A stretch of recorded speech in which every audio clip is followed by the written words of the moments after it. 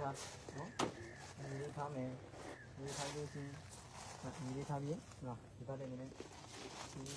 ဒီရဲ့နှစ်ကြမ်းလေးကိုတစ်ခါတည်းမပေးရောစီအောင်နော်တစ်ခါတည်းတန်းလေးထားမယ်တန်းလေးထားလို့ချင်းနော်ဒီရဲ့အစီရဲ့အစလေးကိုအပေါ်လေးကိုလည်းအနှဲငယ်လေးပဲအများကြီးလည်းမလို့နော်အနှဲငယ်လေးနည်းနည်းလေးတင်ပြီးလို့ချင်းရလေးလိုပတ်မယ်နော်ဒါလိုပတ်ပြီးနော်ဒီနိုင်ကိုဒီလိုနှစ်ခေါက်မှဆိုရင်အပြားကြီးကြီးမှတော့ဒီမှာဒီလိုချုံမချုံကြီးနော်ဒီမှာချုံမချုံကြီးကဒီမှာဒီရဲ့အလဲရင်ပတ်ရဲ့အလဲတက်လေးကိုနော်ဒါလေးနဲ့ဒါလေးဖိထားလို့ချင်းနော်ဒါလေးကဒါလေးနည်းငယ်လေးဒီမှာခေါက်ပြီးတော့ဒီမှာညီခေါက်မယ်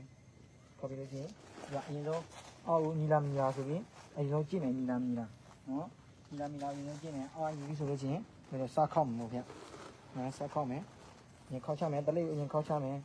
နောက်တစ်ခေါက်ကိုပြန်ခေါက်တင်မယ်ခေါက်တင်ပြီးတော့စားလိုက်တစ်ခေါက်ပဲခေါက်လိုက်ခေါက်လိုက်တဲ့ခါကျရင်အရှိတော်ရောက်ပြီးနောက်လည်းဘာလို့လိတ်ချမယ်အဲ့တော့မှအရှိတော်တော့ကြီးနောက်လည်းလိတ်ချမယ်ဟုတ်ပြီအရှိတစ်ခေါက်ပြန်လိမ့်မယ်ဒါပြီးအနောက်လည်းတစ်ခေါက်ပြန်လိမ့်နောက်ပြီးအရှိတစ်ခေါက်လိမ့်နောက်တစ်ခေါက်လိမ့်အနောက်ပြီးတော့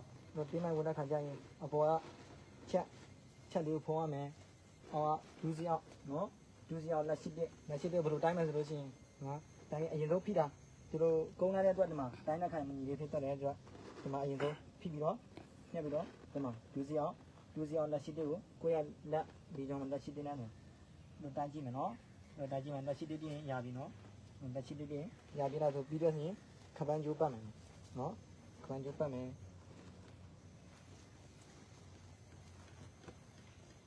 ခပန်းကျိုးပတ်မယ်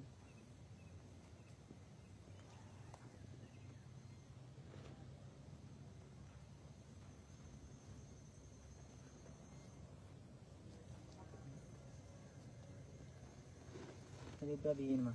ဧကတိတင်နိုင်ဝပြီးလို့ရှိရင်ဧကတိရမယ်ပေါ့ဧကတိရမယ်ဒီရတဲ့ခါဆိုရင်တင်ငါးကိုဒီလိုဒီမှာတင်ငါးဗျအပေါ်အောက်ဆိုတာဒီမှာရှိတယ်ဗျအခန်း၅ခန်းရှိတယ်ဗျအလဲကအခန်းကြီးလေးအပေါ်မှာ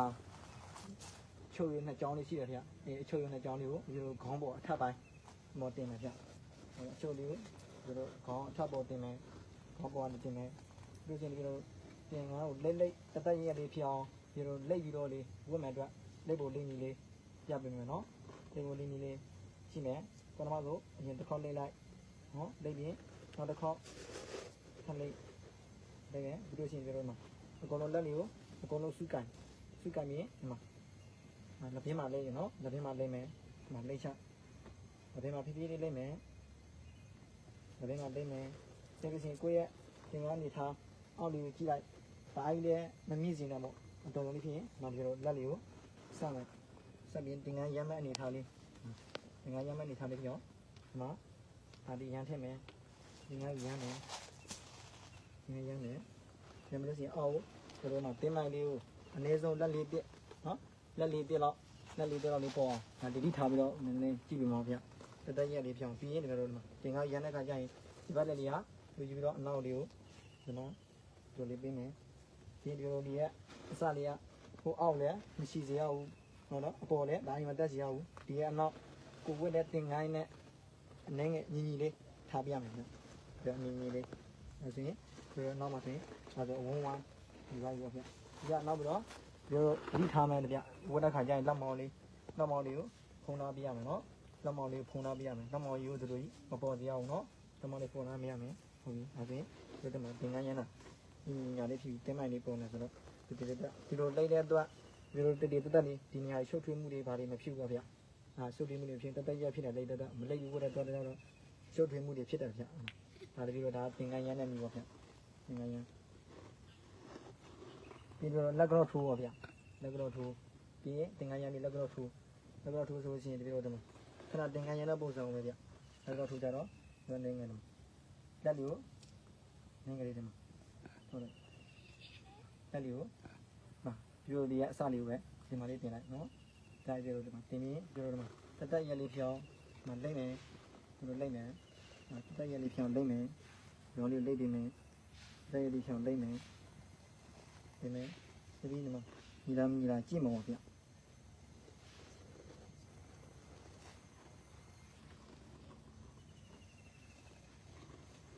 နော် ကြည့်ရကိုရပြီအချက်ရက်လေးဖြစ်ပြီဆိုလို့ရှိရင်လက်ပေါ်လေးကိုဒါလေးဒီမှာဒီလက်ပေါ်လေးကိုခောက်တင်လိုက်ပြင်တင်လိုက်လို့ရှိရင်ဒီလိုလေးအနောက်မှာဒီလိုအစလေးရှိရနော်ဒီအစလေးကိုမပေါ်ရအောင်လက်လေးနဲ့လို့အဲ့လိုလေးပို့အောင်ပို့ပြီးမှလို့ပြလိုက်ရင်ဒီအစလေးကအရှိပေါလာပြီဆိုရင်ဒီချားလေးကိုထည့်မယ်ထည့်ပြီးဒီလိုနည်းနည်းလေးအစလေးကိုထည့်အောင်လို့ဒီမှာလေးခောက်ပေးမယ်ခောက်ပြီးလို့ရှိရင်ဒီမှာပတ်လိုက်မယ်ပတ်လိုက်ပြီဒီမှာခဏခောက်တဲ့ဓာတ်တွေကိုဒီအစလေးကိုတိမ့်လိုက်နော်ဒီအစလေးကိုတိမ့်လိုက်ဟုတ်ပြီအစလေးကိုတိမ့်လိုက်မယ်ကွအဲဆိုရင်ဒီမှာလက်ကတော့ထူတာအောက်မှာတင်းမိုင်နေတဲ့လက်လေးတင်တော့ပေါ်ရမယ်ပေါ်ပြီးလို့ရှိရင်မှာဝိုင်းလေးပြောင်းဟုတ်ပြီဝိုင်းလေးလက်ကတော့ထူ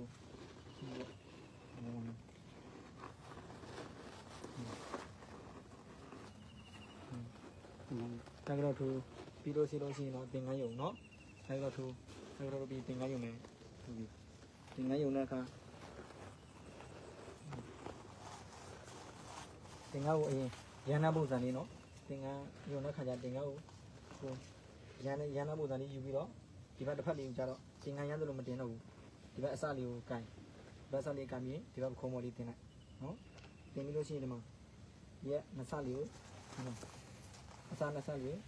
ပြီးတော့အလဲမှာအခန်းကြီးကျယ်ရှိတယ်ဗျအဲ့ဒီအခန်းကြီးကျယ်လေးကိုကိုယ့်ရဲ့ခန္ဓာကိုယ်ရဲ့အလဲတက်မှာထားခန္ဓာကိုယ်ဒီအခန်းကြီးကျယ်ရဲ့အလဲကိုတွင်းလိုက်နော်ခန္ဓာကိုယ်ရဲ့အတွင်းအလဲတက်ကိုတွင်းလိုက်ပြီးပြီးတော့ဒီမှာအောက်မှာလက်လေးတစ်လေးပေါ်နေထားလေးယူပြီးတော့ဒီမှာလက်လေးတစ်ပေါ်ယူပြီးညှက်မယ်ညလိုက်မယ်ဒီအကုန်လုံးတိတ်တာထားအကုန်လုံးဖြီမယ်ဒီရင်ခေါင်းပေါ်လေးဆွဲတင်မယ်ခေါင်းပေါ်လေးဆွဲတင်တဲ့အခါဒီမှာအောက်မှာပြက်နေအောင်အနောက်ကျော်ပြင်ပြက်နေအောင်ဆွဲတင်ကျော်ပြင်လေးပြက်နေအောင်ဆွဲတင်လို့ရှိရင်အစီရဒီမှာဒီအောက်အစနှစ်စလေးကိုညီလေးထားအောက်စလေးကိုညီလေးထားလို့ရှိရင်ညီပြီးဆိုရင်ဘော်လေးကိုခောက်တင်မယ်ဘော်လေးခောက်တင်ပြီးအစနှစ်စကိုယူမယ်ဟုတ်ပြီအစနှစ်စကိုကန်မယ်အစနှစ်စကန်ပြီးမှာကိုယ့်ရဲ့လက်တစ်ဆန်းစာ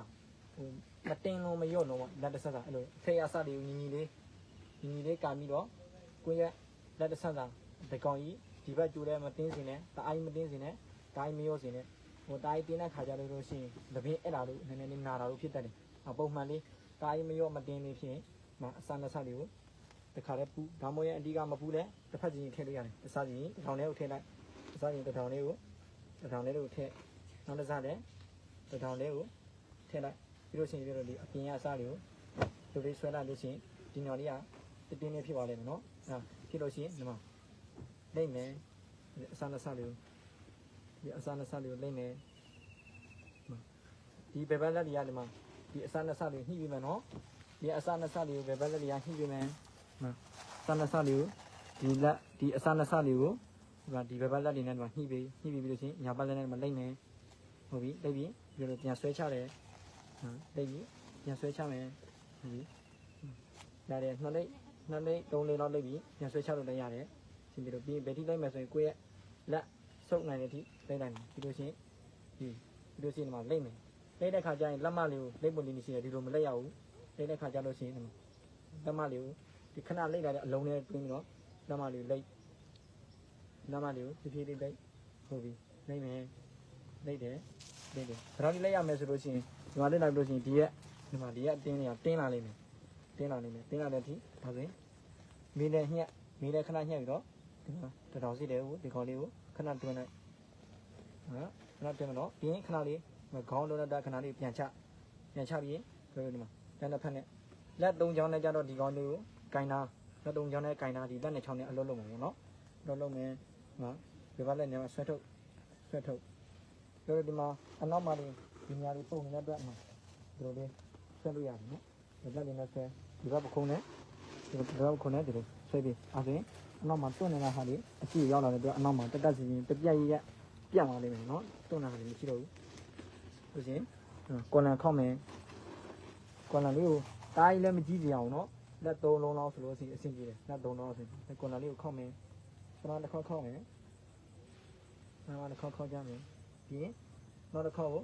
ဒီခဏခောက်ချတဲ့အစလေးနဲ့ညီလေးခဏခောက်ချတဲ့အစလေးနဲ့ညီလေး ညီလေးပြောင်း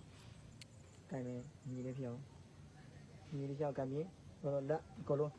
ခဏခေါ်ကြရနှစ်ခေါက်လို့နှစ်ခေါက်လို့နောက်ပြီးဘယ်လိုထမ်းလိုက်နော်ဆက်လို့ဒီလိုလမ်းလောက်မတဲ့အရှိကစလေးတူဆွဲမယ်ဆွဲတဲ့ခါကျရင်ဒီမှာလက်မလေးနဲ့ဆွဲပူလို့လွယ်ပြီလေနော်လက်မလေးနဲ့ယူပြီးဆွဲချလိုက်ရင်ဒီကတွန်းတဲ့ဟာလေးကိုလို့ဒီအောင်ကြလာနေတယ်အဲ့လိုခုဟိုကဒီမှာခေါင်းမှာဆောက်တော့ဒီမှာခေါင်းလေးနည်းနည်းလေးဒီကောင်တက်ရရမပေးလိုက်မပြီးတို့ဆွဲချပြီးလို့ရှိရင်ဒီကောင်လေးကဒီဘက်ချမ်းကိုထည့်ပြီးလို့ရှိရင်ဒီမှာလေးတင်းလေးနေရာရှိတယ်အဲ့တင်းလေးကိုဒီဘက်ချမ်းလေးကဒီထဲထည့်လိုက်အဲ့ဒါထည့်လိုက်လို့ရှိရင်ပြီးနော်ပြီးလို့ရှိရင်ဒီမှာတိတ်တဲ့နေရာလေးကိုကွန်လာလေးလုပ်ပြီးတော့ပြတ်တင်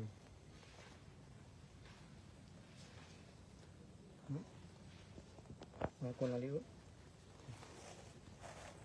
ဒီစနဲ့ပြင်ညက်ပြပြီးဒီမှာကြည့်လေးပြောင်းနည်းလေးငယ်လေးလိုက်ပြီးတော့ပြန်ထည့်ပြီးပြောလို့ဒီမှာလက်မောင်းလေးမှာမရှုပ်ရအောင်လက်မောင်းကိုဆွဲတင်ပြီးလက်မောင်းကိုဆွဲတင်ဒီတန်းနဲ့ညှက်ပြီးအောက်မှာဒါပြီးလို့ရှိရင်ဒီအဆင့်ပြင်အောက်လွတ်လိုက်တော့အောက်လွတ်လိုက်လို့ရှိရင်ဒီမှာဒီရဲ့ချမ်းဟာဒီကိုဒီဘက်ချမ်းကိုပို့မယ်တကယ်၍ဒီကညော့နေတာဆိုရင်ဘယ်လိုလုပ်မလဲဆိုရင်ဒီမှာဒီအစလေးကိုကန်လိုက်ကန်ပြီးနှစ်ဆလုံးကန်ပြီးလိမ့်လိုက်နှစ်ဆလုံးကန်ပြီးလိမ့်ပြီးဒီမှာချမ်းမှာပြန်ညှက်ပြလိုက်ဒါဆိုရင်တင်ငါရုံနော်တင်ငါရုံလို့ရှိရင်ပြီးတော့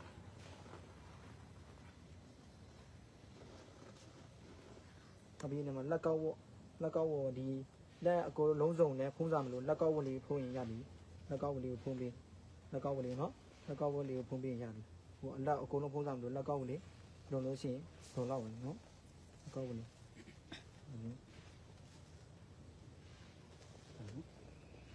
လေစီကိုလက်ပင်လောက်တဲ့ခါကျလို့ရှိရင်ဒီမှာလေစီလေးပို့ပြရမယ်နော်လေစီလေးလေစီတွေနော်လေစီတွေမဖုံးလိုက်အောင်လေစီတွေပို့လေစီတွေနော်ဒီလေစီတွေပေါ်ဝုတ်ပေးရမယ်နော်မဖုံးရအောင်လေစီတွေကိုပေါ်ဝုတ်ပေးရမယ်ဟုတ်ပြီအဆင်ဒီကပြီးတော့ချင်းအနာပတ်တီးရနော်အနာပတ်တီးလေးပတ်မယ်နော်အနာပတ်တီး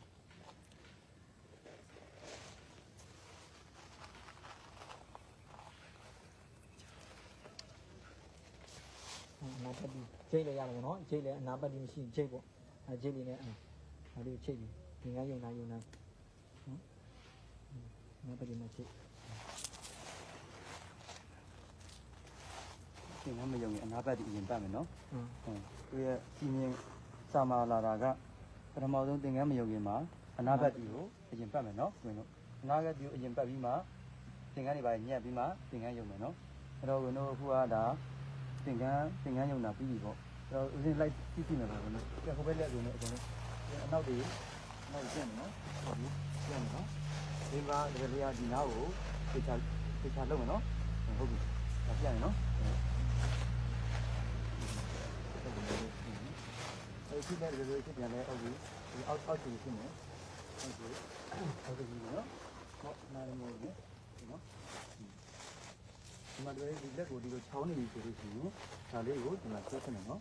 ဆွဲထည့်ပြီးတော့ဖြစ်ချက်ပြီးလုပ်မယ်နော်ဒီလေးကျလာဟုတ်ပြီဒီမှာအများကြီးမချုပ်ဘူးနော်ဒီလေးဟုတ်ပြီနော်ဒီကကောင်းနေမို့နော်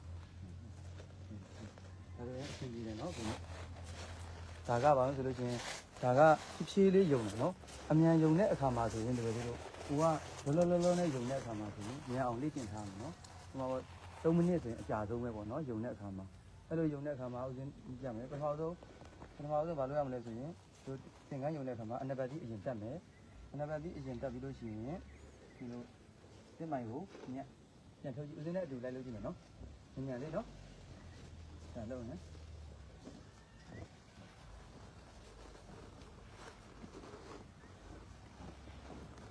ကျောင်းမှာတင်ကခေါင်းပေါ်တယ်ခုနတိုင်းပဲလိတ်ထုတ်တခါလေဒီမှာဦးစီးကဒီလိုတင်ပြီးတာနဲ့ကျွမ်းအောင်လုပ်ထားမယ်နော်ပြင်ပြရင်တခါလက်ကဒီလိုတခါဆွဲထားမယ်အရှုပ်တခါတန်းရောက်သွားမယ်နော်ပြီးရတယ်ကိုလက်တစ်ဆန့်တခါတန်းကန်လိုက် တန်းကင်လိုက်တဲ့အခါမှာကိုလက်တစ်ဆန်းရပြီဆိုရင်တခါ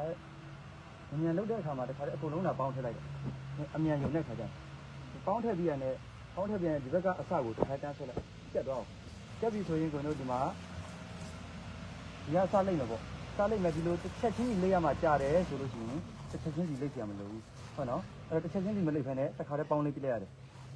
တကယ်ဒါအမြန်ယုံတဲ့ခါကျရင်နော်ဖြည်းဖြည်းယုံတဲ့ခါကျရင်ဒါမျိုးမလုပ်ရအောင်နော်အမြန်ယုံတဲ့ခါကျတော့တစ်ချက်ပေါင်းလိုက်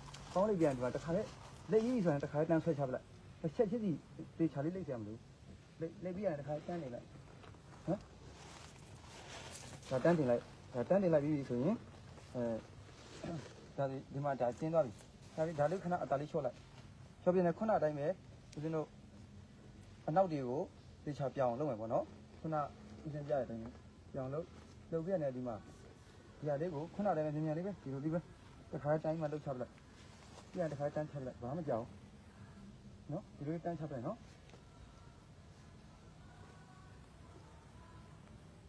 တကယ်မြန်လှုပ်တဲ့ခါမှာတော့တားကြီးတက်ရမှုတော့နည်းမယ်ပေါ့နော်ဖြည်းဖြည်းလှုပ်တာတော့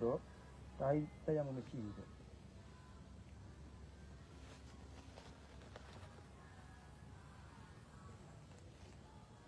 ဒါအတားလေးတင်လိုက်လိမ့်စရာမလိုတားကြီးထိုးထည့်စရာမလိုအတားလေးဒီလောက်လေးရတယ်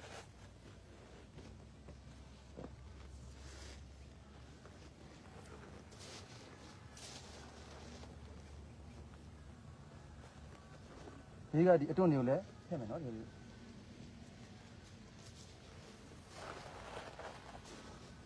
လက်ကောက်ဝတ်တွေပေါ်မယ်ဆိုရင်ဆက်ထည့်မယ်နော်ဒီလိုဒါလေးကိုတော့တေချာလုပ်ပေါ့နော်ဒါပွားလန်နေအောင်ပွားလန်နေမကောင်းပေါ့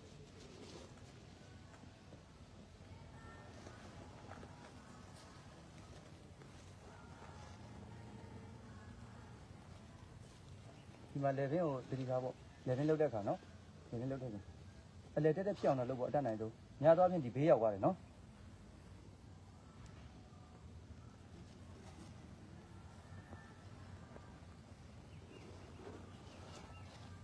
ဒါကအမြန်ယုံတာနော်ကိုယ်အမြန်ယုံတာခုနအနီလောက်တက်ရမှုတော့တိတ်မရှိဘူးဒါပေမဲ့ကိုအရေးကြီးရင်အမြန်ယုံတတ်အောင်လေ့ကျင့်ထားမယ်ကြားလား